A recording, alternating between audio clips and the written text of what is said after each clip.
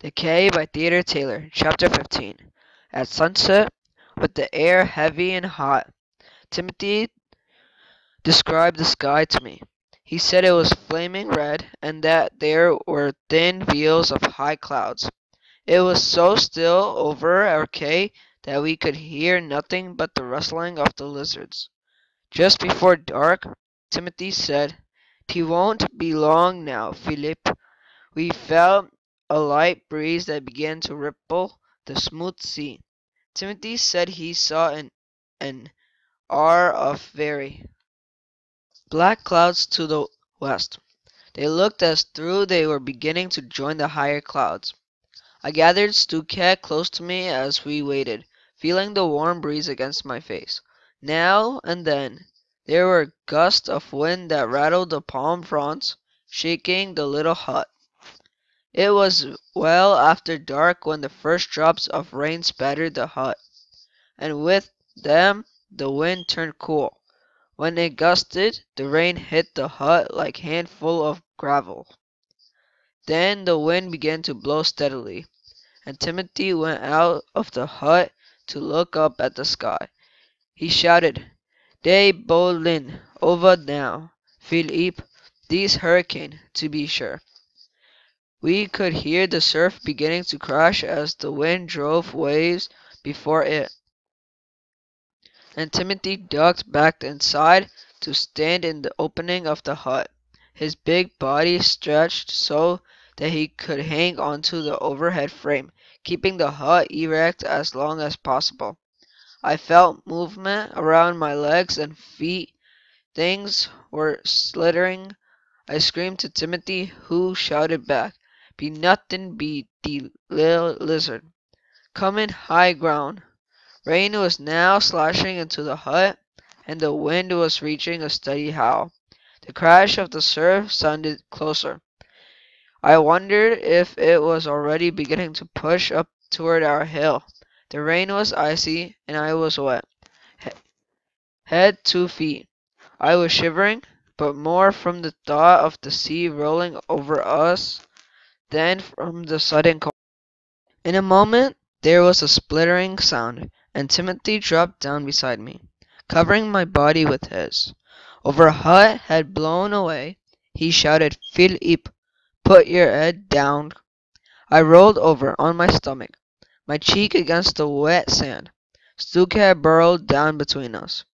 There was no sound now except the roar of the storm. Even the sound of the wind was being beaten down by the wildness of the sea. The rain was hitting my back like thousands of hard berries blown from air guns. Once something solid hit us and then rolled on. "Sea grape," Timothy shouted. It was being torn up by the roots. We stayed flat on the ground for almost 2 hours, taking the storm's punishment, barely able to breathe in the driving rain. Then Timothy shouted hoarsely, "To the palm." The sea was beginning to reach for our hilltop.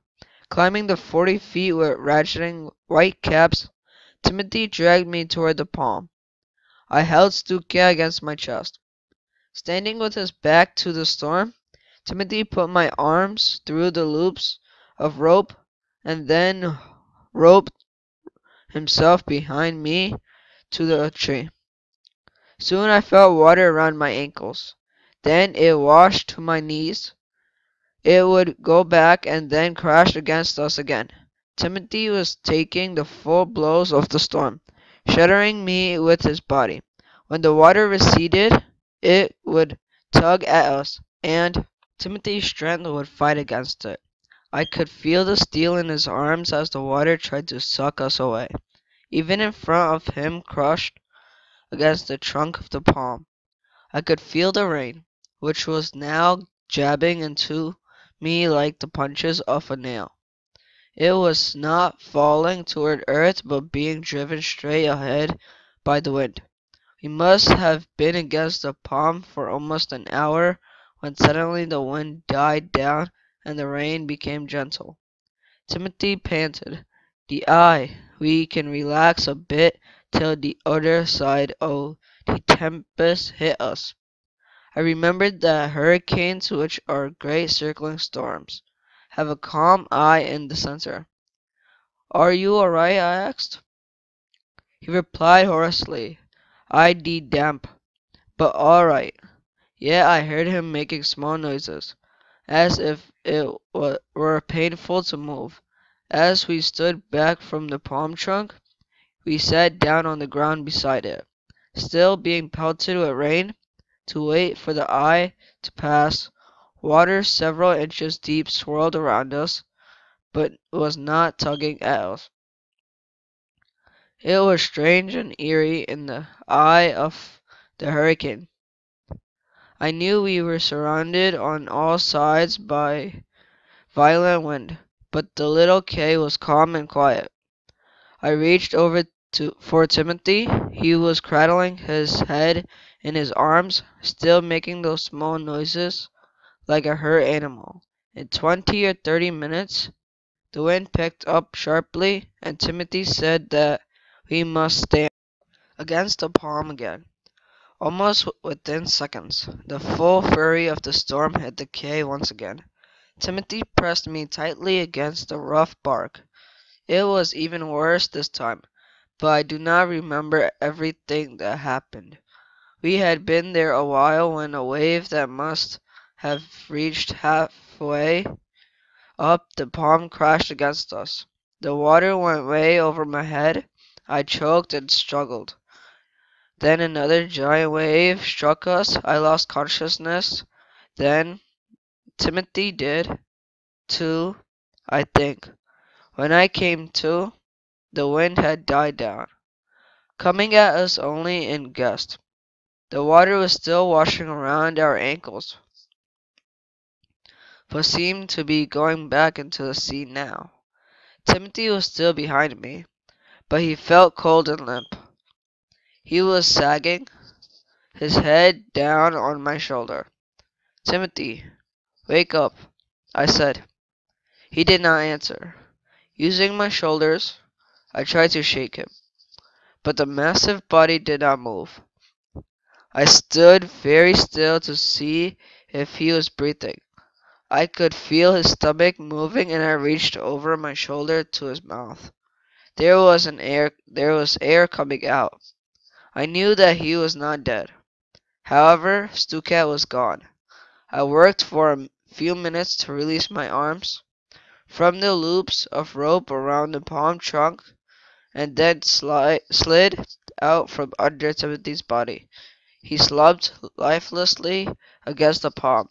I felt along the ropes that bound in forms to the trunk until I found the knots.